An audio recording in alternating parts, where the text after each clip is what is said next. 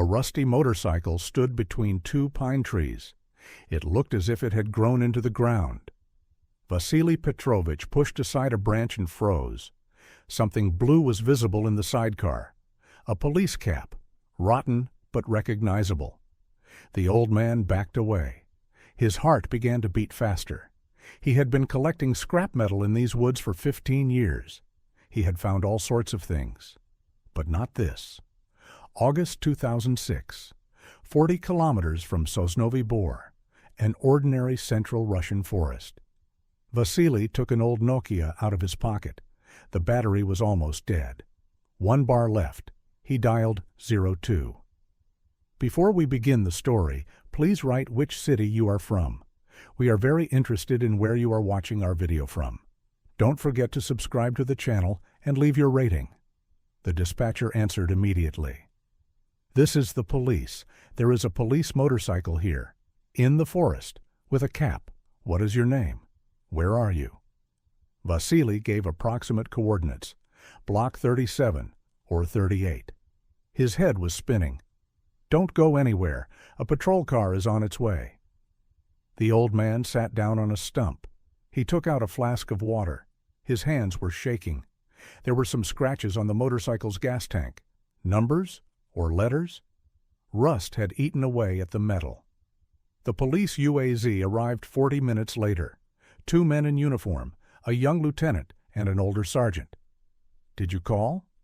Vasily nodded. He led them to the find. The lieutenant took out his phone. He started taking pictures. Don't touch anything, said the sergeant. It's evidence. What evidence? Asked Vasily. Possibly very old. The sergeant crouched down. He shone a flashlight into the pram. Besides the cap, there was a radio. Soviet, R-159, and something else, a piece of fabric. Mikhailich, look here. The lieutenant came over. He looked. It's a uniform, a police uniform. Uh-huh, an old model. They wore these until '93. Vasily stepped aside. He lit a cigarette. A memory floated into his mind. Vague. Distant. August '91. He was working in the motor pool at the time. As a mechanic. The radio was reporting on the coup, the GKHP, tanks in Moscow. But in Sosnovy Bor, it was quiet. Just rallies at the city committee. And, "Hey, old man," the lieutenant called out. "Did you remember something?" Vasily shook his head, but the lieutenant looked at him intently. "Are you sure? There was one story. In '91, a policewoman disappeared." The sergeant turned sharply. "A policewoman? Which one?" "I don't remember her last name. She rode a patrol motorcycle, with a sidecar, like this one." The lieutenant and the sergeant exchanged glances. "We need to call the investigator," said the sergeant, "and call the forensic team." While they waited, Vasily recounted what he remembered.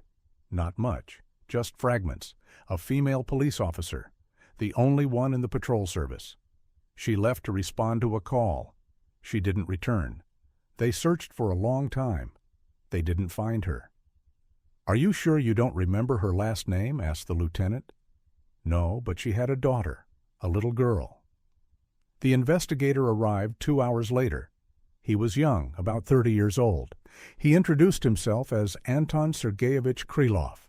He examined the motorcycle and photographed it from all angles. Then he turned to Vasily. "Tell me in detail how you found it," Vasily told him. About the scrap metal, about the forest, about how he saw the motorcycle between the pine trees. "Had you been here before?" "Yes, but not in this part. There's a deep ravine here. I usually go around it." Krylov nodded. He took out his tablet. He searched for something in the database. Sokolova Elena Mikhailovna, senior police sergeant, disappeared on August 15th, 1991. Vasily shuddered. Sokolova? That's right. Lena Sokolova. He remembered. She lived in the neighboring house, on Lesnaya Street. "Lived?" Krylov asked again. "Did you know her?" "I saw her a couple of times. In the yard, with her daughter." The forensic experts arrived in the evening. They cordoned off the area with tape. They set up floodlights. They began to examine every inch. "Look!" one of them shouted. "There are scratches on the gas tank." Everyone came closer. Under the layer of rust, there were indeed scratches. Deep ones, as if made with a nail or a wrench. 37-12, read the forensic investigator. "What is that? Coordinates?" "It doesn't look like it, more like a number." Krylov wrote it down in his notebook. Then he turned to Vasily. "You'll have to come with us to give a statement."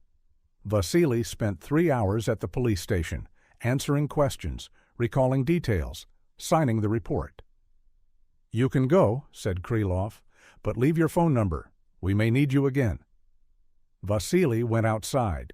He lit a cigarette. Fragments of memories swirled in his head. Lena Sokolova, young, beautiful, strict in uniform, and completely different with her daughter. Gentle, smiling. What happened that day? Where did she go? The next morning, Krylov called early. "Vasily Petrovich, we need your help." "What happened?" "Come to the station. I'll explain when you get here." A woman was sitting in the investigator's office, about 33 years old. Dark hair, brown eyes, something familiar in her face. "This is Anna Dmitrievna Sokolova," Krylov introduced her, "Elena Mikhailovna's daughter." Vasily sat down on a chair. Now he understood what seemed familiar. Her eyes, they were just like her mother's. "Do you remember my mother?" Anna asked. "A little. We lived in neighboring houses. I was 8 when she disappeared." Anna took out a photograph. Elena in a police uniform, a little girl next to her. "This is the last photo. A week before." Her voice trembled. Krylov poured some water. "Anna Dmitrievna also works for the police," he said. "She's an investigator at the regional office." Vasily was surprised. His daughter had followed in her mother's footsteps. "I always wanted to know the truth," Anna said. "What happened that day?" Krylov opened the folder. He took out the yellowed sheets of paper. The case of 91, August 15th, 1430. A call came in about a fight in the industrial zone. Did Mom go alone? Yes, all the patrols were in the center. Rallies. Vasily listened. He remembered. That day was strange, stifling, stormy. "She reported her arrival on the radio," Krylov continued. "There was no further communication. And witnesses? 1. The industrial zone guard, Fyodor Nezdilov. But his testimony is contradictory." Krylov took out another sheet of paper. At first he said he saw her leave. Then he said he saw 3 men. Then he said again that there was no one there. "Where is he now?" Anna asked. "Unknown. A week after the disappearance, he left to stay with relatives. In the Urals. He never returned." Vasily raised his hand. "I remember Fyodor. He drank heavily." "The report says he was drunk," Krylov confirmed. "And the call?" Anna asked. "Who called?" Krylov flipped through the pages. "An unknown man, from a payphone near the industrial zone." "Can I have the address?" "Zavodskaya Street, number 12. Anna wrote it down. Then she turned to Vasily. "Do you remember anything else? Every little detail is important." Vasily thought for a moment. Something was on the edge of his memory. It wouldn't leave him alone. There was a rumor, but it was just a rumor. What was it? They said she was investigating something. Unofficially. Krylov and Anna exchanged glances. What exactly? I don't know. But the bosses weren't happy. Krylov made a note in his notebook. Who was the head of the district police department in 1991? Colonel Gennady Ivanovich Makarov, Anna replied. He retired in 1995. He lives in Sosnovy Bor. We need to talk to him, Krylov said. The phone on the table rang. Krylov answered. He listened. His face grew more and more serious. I understand. I'm on my way. He hung up. He looked at Anna and Vasily. The forensic experts found something near the motorcycle. "We need to go." A whole team was already working in the forest. The area was cordoned off. A tent had been set up. "What did you find?" Krylov asked. The forensic investigator pointed to a marked area 10 meters from the motorcycle. The metal detector went off. They dug. They found this. A Makarov pistol lay on a white cloth. Rusty, but recognizable. A service weapon? Most likely. "We'll check the serial number in the lab." Anna came closer. She looked at the pistol. She was silent. "There's something else," said the forensic investigator. "Right here." He pointed to another spot. The edge of something leather was sticking out of the ground. "We didn't touch it. We waited for the expert." The expert arrived an hour later. He carefully cleared the find. A holster, a police holster, and next to it, "An ID card," said the expert. "It's badly damaged, but—" Anna took a step forward. Krylov held her back. "Don't. Let them document it first." They took photos for a long time, from different angles, under different lighting conditions. Then they carefully removed it, put it in a bag. "To the lab immediately," Krylov ordered. The sun was already setting. It was getting dark in the forest. The spotlights created bizarre shadows. "We'll continue tomorrow," said the senior criminal investigator. "We need a more powerful metal detector and ground-penetrating radar." Vasily stood aside. He smoked. He thought. Something was bothering him. Some detail. A payphone. Zavodskaya, 12. "That's it. I remember. Anton Sergeyevich." Krylov turned around. "What?" "The payphone on Zavodskaya. It broke a week before the disappearance. I remember it clearly. I wanted to make a call. It wasn't working." Krylov froze. He took out his phone. He dialed the number. "Hello, Mikhalik? Check the information. Urgently. The payphone on Zavodskaya, 12, August 91. Was it working or not?" They waited 5 minutes. Then Krylov listened to the answer. His face became hard.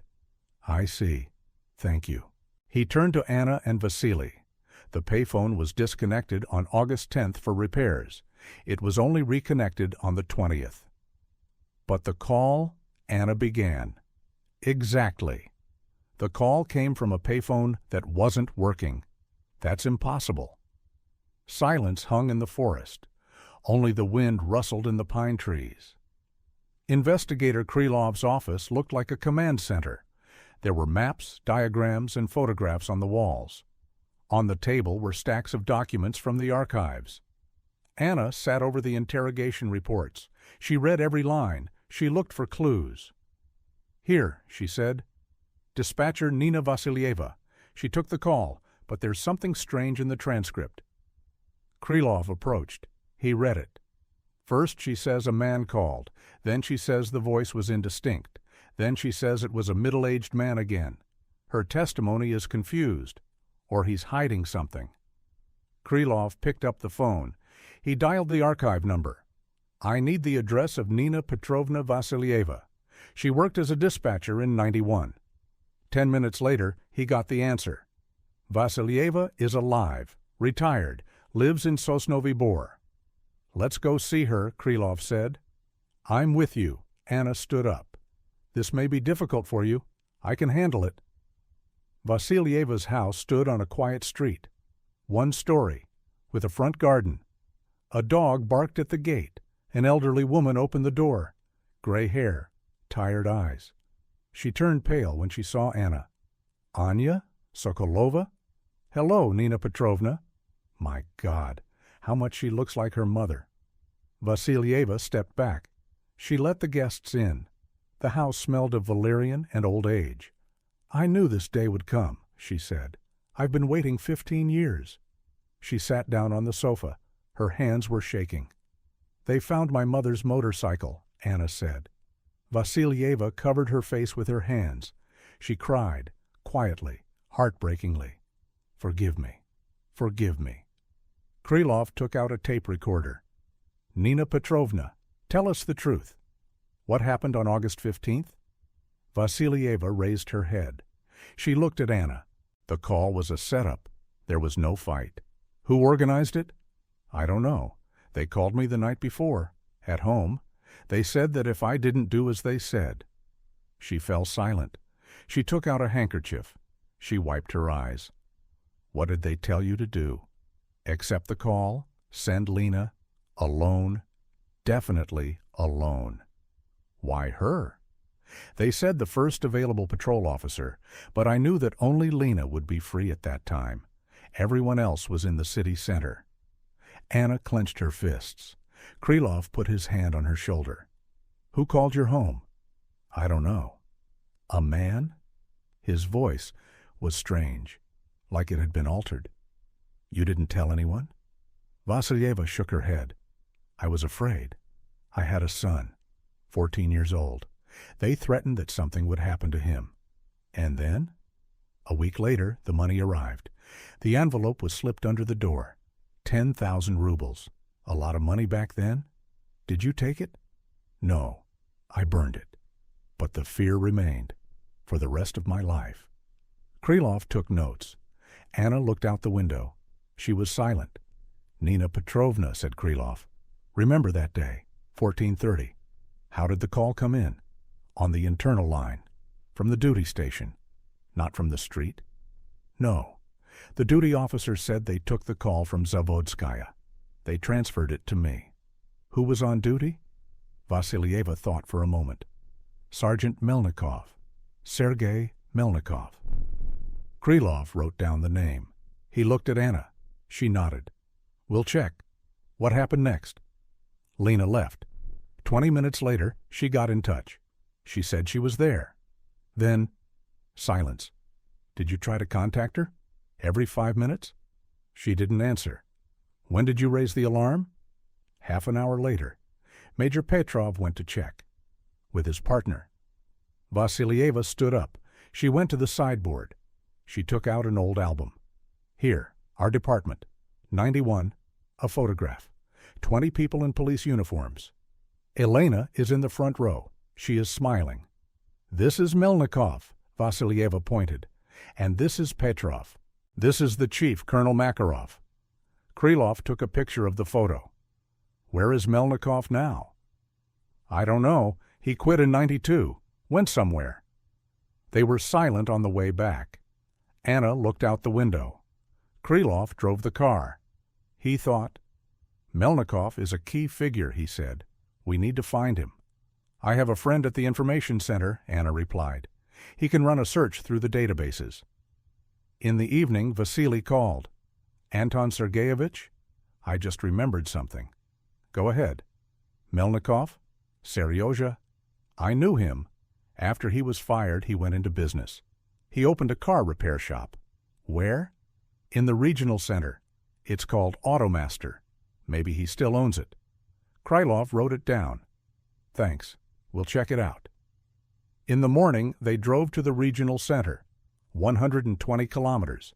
A 2-hour drive. Automaster turned out to be a large service station. A modern building, a dozen bays. Expensive cars in the parking lot.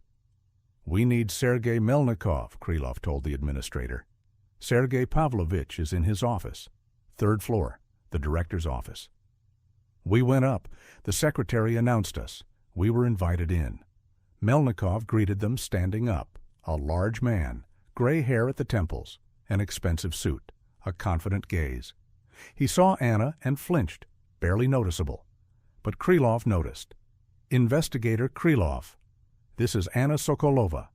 Sokolova? Melnikov sat down. Lena's daughter? Yes? It's been a long time. What brings you here? Krylov placed a photograph of a motorcycle on the table. We found it. Yesterday. Melnikov took the photo.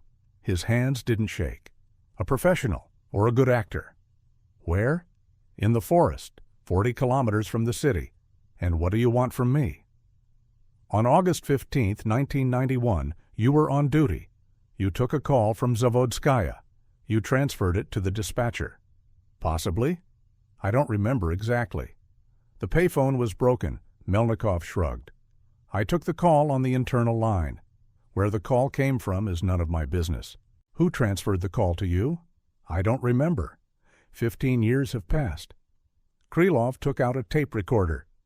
Do you mind if we record this conversation? I do. If you need an official interrogation, send me a summons, with a lawyer.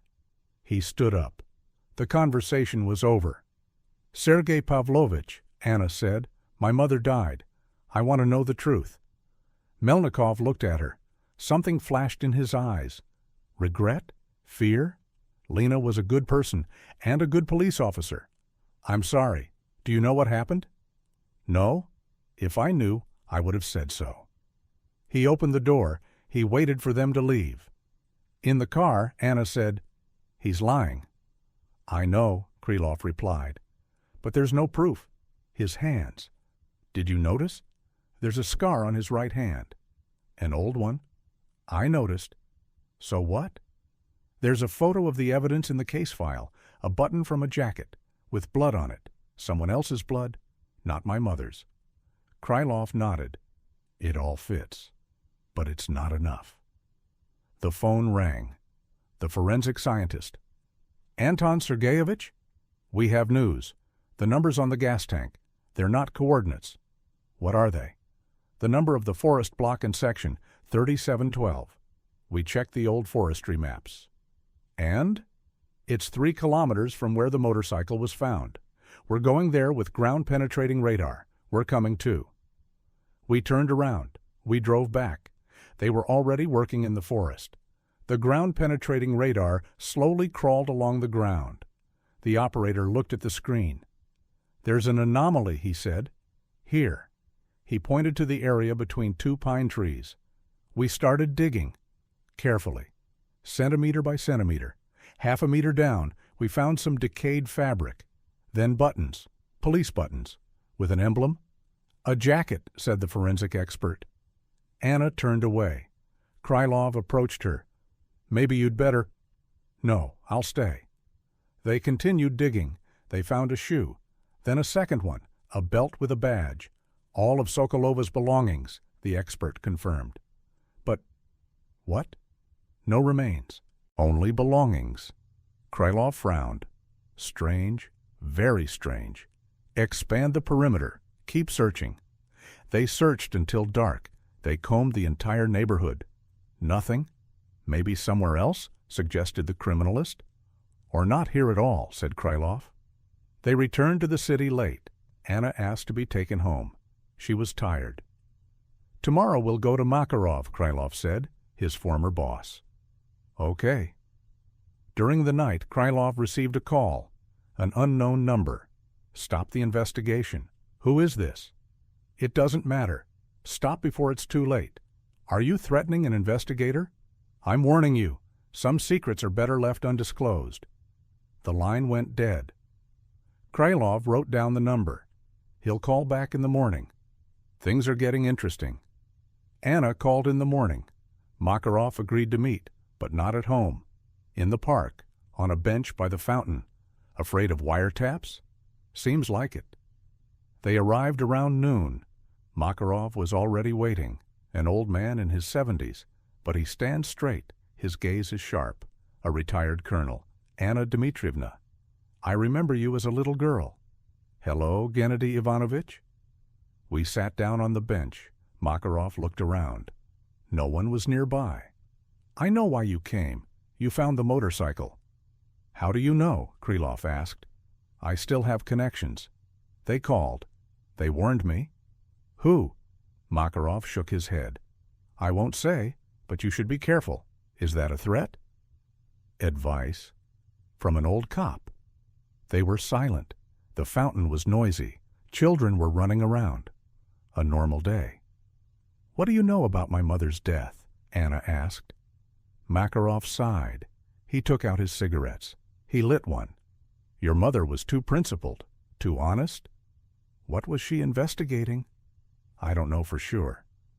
But there were rumors about extortion from businessmen, about protection for gangsters. In your department? Not only there. Higher up? Much higher up? Who specifically? Makarov stood up. He threw his cigarette butt into the trash can. I've said enough. I don't know anything else. Or I don't want to know. He walked away. He stopped. He turned around. Melnikov, check his business. Where did he get his startup capital in '92? And also, Nezdilov, the guard. He didn't go to the Urals. Where did he go? To the cemetery. A month after Lena disappeared. A car accident. A strange one. He left. Krylov and Anna remained seated. Deeper and deeper, said Krylov. Mom knew what she was getting into, replied Anna. She was always like that. Fair. Krylov's phone rang. The criminalist. Anton Sergeyevich. Urgent. We found... What? A medallion? Army? But there's no paper inside. Microfilm. I'm on my way. An expert met them in the lab. He showed them the medallion under a magnifying glass. Look, the film is intact. We can develop it. Develop it. They waited an hour. Then the expert came out. His face was serious. There are documents, copies, statements, receipts. About what? About receiving money, for protection, signatures, surnames, including... He fell silent. He looked at Anna. Go on. Melnikov, Makarov, and 5 others. But most importantly, there is the signature of the coordinator. From the region. Krylov took the folder. He read it. He whistled. That's quite a level. The deputy head of the regional traffic police, General Burov, now deceased. Did Mom hide the film before she died? Anna asked. It seems so. She knew they would kill her. She left evidence. There was a knock at the door. The assistant entered. Anton Sergeyevich, you have a visitor. He says it's urgent. Vasily was waiting in the hallway, excited, an old newspaper in his hands. I was in the library, in the archives. I found this. A newspaper from August 20th, 1991. A note on the 3rd page. Tragedy on the highway. The driver of a Jiguli lost control. Fyodor Nezdilov, a guard at the industrial zone, was killed. So what? Asked Krylov. Look at the date, August 20th. And the traffic police were looking for him for questioning on the 19th. As a witness? Meaning? He was killed the day before he was summoned for questioning, to keep him quiet. Melnikov's apartment had been under surveillance for 3 days. An elite building in the center of the regional capital. Security. Cameras. But Krylov got a search warrant. At 6 in the morning, the raid team entered the building. Melnikov opened the door himself, in his bathrobe. Calm. I was expecting you, he said. Come in. The apartment was huge, 300 square meters, expensive furniture, paintings. What are you looking for? Melnikov asked. You know what? Krylov replied. The search lasted 4 hours. They checked everything. In the study, behind a painting, they found a safe. Open it. Melnikov entered the code. Inside were documents, money, and an old leather jacket. The forensic expert put on gloves. He examined the jacket. The right lapel had no button. It had been torn off. Sergei Pavlovich, said Krylov, you are under arrest on suspicion of the murder of Elena Mikhailovna Sokolova. Melnikov smiled. Evidence? A button from your jacket was found in Sokolova's cap, with blood on it. Your blood. We'll check the DNA now. That doesn't prove anything. Plus Vasilyeva's testimony, plus the microfilm with the documents. Melnikov sat down on the sofa. His face turned pale. A lawyer. You'll get one. But for now, you're coming with us. In the detention center, Melnikov was placed in a solitary cell. On the 3rd day, he asked to meet with Krylov. I want to make a statement. They turned on the tape recorder. The lawyer was there. And Anna. She had the right to be there. On August 15, 1991, Melnikov began. Makarov called me. He said that Sokolova was digging up dirt on us. She found some documents. She was going to turn them over to the regional authorities. What documents? About extortion. We were protecting businessmen. We took a percentage. We shared it with the regional authorities. With General Burov. How many of you were there? 7 from the district police department and 3 from above. What happened next? Makarov said we had to solve the problem. I organized a false call. I knew Sokolova would go. Alone. Who was with you? Viktor Pavlov, nicknamed Mechanic, my informant, and his partner, Kostya Rizhov. What happened in the industrial zone? Melnikov fell silent. He poured himself some water. He drank it. We were waiting for her there. We just wanted to talk, to scare her, to take the documents. But she resisted. She grabbed a gun. Pavlov hit her with a tire iron. On the head. Anna clenched her fists. Krylov gestured for her to hold back. Did she die right away? Yes. We panicked. We loaded the body into the sidecar of a motorcycle. We drove to the forest. Where exactly? Pavlov knew the area. He used to dismantle stolen cars there. In Block 37. Where is the body? Melnikov lowered his head. I don't know for sure. Pavlov and Rizhov said they would bury it.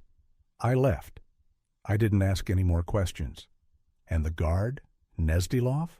He saw us. He was drunk, but he saw us. Makarov decided it was dangerous. Who killed Nezdilov? I don't know, honestly. They just said the problem was solved. Why did you keep the jacket? Stupidity, sentimentality, the last thing from that life, when I was still a cop. Krylov turned off the tape recorder. Where are Pavlov and Rizhov now? Pavlov is in prison for car theft. 3rd term. Rizhov? I don't know. He disappeared in '95. A day later, an investigation team left for the maximum security prison. Pavlov is a man in his 60s, gray-haired, thin, empty eyes. I remember, he said. I remember that cop. Tell me. What is there to tell? Melnikov called me. He said we had to scare her.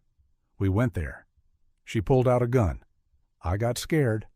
I hit her. Where did you put the body? Pavlov snorted. What body?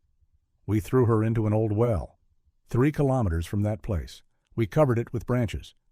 Will you show us the place? I'll show you in exchange for a reduced sentence. Krylov nodded. It's a deal. The next day, Pavlov was brought to the forest under escort. He walked around for a long time, looking for landmarks. Then he showed us. Here, an overgrown hill, a hollow below, an old well, or a natural funnel. They lowered a climber with a flashlight. 10 minutes later, he came back up. He nodded. There are remains. They lifted them carefully. The examination confirmed it was Elena Mikhailovna Sokolova. Skull fracture, instant death. Anna stood aside. She didn't cry. She just watched. Now we can bury her, she said, like a human being. Makarov was arrested that same evening, at his home. He didn't resist. I didn't kill anyone, he said. I was just covering for them. You gave the order. No, I said. Solve the problem. I didn't say kill. The court will sort it out. During questioning, Makarov revealed the entire scheme. How they took the money, how they divided it, how they covered for the gangsters. Was General Burov in charge? Yes, but he died in 1998. Heart attack? Real? Who knows? The list of those involved turned out to be long. 12 people. 3 died. 4 left. 5 were arrested. The trial lasted 3 months. Melnikov got 15 years. Pavlov got an additional 10 years. Makarov got 8 years, suspended, due to his age and cooperation with the investigation. The rest got between 3 and 7 years. The whole town came to Elena Sokolova's funeral. The coffin was carried by active police officers, an honor guard, an orchestra. The head of the regional department presented Anna with the Order of Courage, a posthumous award for her mother. Your mother is a hero, he said. She died in the line of duty. After the funeral, Anna approached Vasily. Thank you. Without your discovery, we would never have known the truth. Vasily shrugged. I was just looking for metal, and I found history. Not just history, justice. Krylov stood nearby. He looked at the fresh grave. You know what's the scariest thing? He said. What? There were hundreds of stories like this in the 90s, just not all of them were uncovered. Anna nodded. That's why I went to the police, so that this would never happen again. A month later, a memorial was unveiled at the police museum. A restored Ural motorcycle, a photograph of Elena Sokolova, and a plaque. Senior Police Sergeant E.M. Sokolova, 1963 to 1991, killed in the line of duty. School children come on field trips. They listen to the story. They ask questions. And Vasily Petrovich no longer collects scrap metal. The city gave him an apartment, a small one, a one-room apartment, but it's his, for helping to solve the crime. He sits on a bench in the courtyard, smokes, remembers that August day when he found a rusty motorcycle between two pine trees. Sometimes Anna comes, brings food. They talk. "My mother would be grateful to you," she says. "I didn't do anything special." "You did. You brought her home." There is a photograph hanging on the wall in Anna's apartment. Elena in a police uniform, young, beautiful, smiling. Next to it is another photograph. Anna in a police uniform, also smiling. Two women, mother and daughter, separated by death, united by memory and duty. The story of Elena Sokolova is now in the textbooks, an example of courage and integrity, an example of how the truth always finds its way, even if it takes 15 years. Melnikov is writing his memoirs in prison. Confessions of a Werewolf in Uniform. He promises to tell everything, all the schemes, all the names. But that's another story, and the motorcycle is in a museum, behind glass, restored, shiny, like new. Only the gas tank still has scratches. 3712, the coordinates of truth, which cannot be buried, cannot be forgotten, cannot be forgiven. On the evening of the day the verdict was handed down, Krylov called Anna. "The case is closed. Justice has prevailed." "Yes." "But you know what I'm thinking?" "What?" "Mom knew she was going to her death, but she went anyway, because it was the right thing to do. She's a hero." "No, she was just doing her job. Honestly." She hung up the phone. She looked at her mother's photo. "I will continue your work, Mom. I promise." And she kept her promise.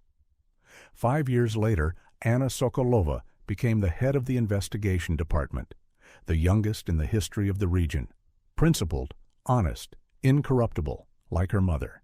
That very cap hangs in her office, found in the forest, with the killer's button, a reminder of the price of truth, of duty, of the fact that evil must be punished, always, even 15 years later. Do you think the truth was worth the price? Should Elena have risked her life for justice, knowing she had an 8-year-old daughter? Or is compromise sometimes not betrayal, but wisdom? Write your opinion in the comments.